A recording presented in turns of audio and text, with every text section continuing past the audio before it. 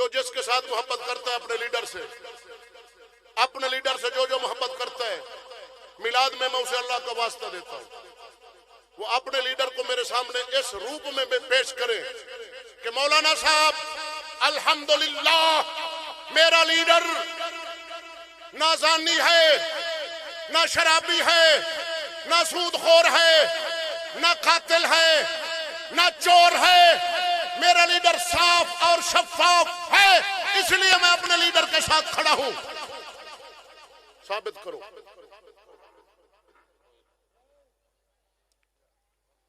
कि मेरा लीडर जानी भी नहीं, शराबी भी नहीं, कातिल भी नहीं,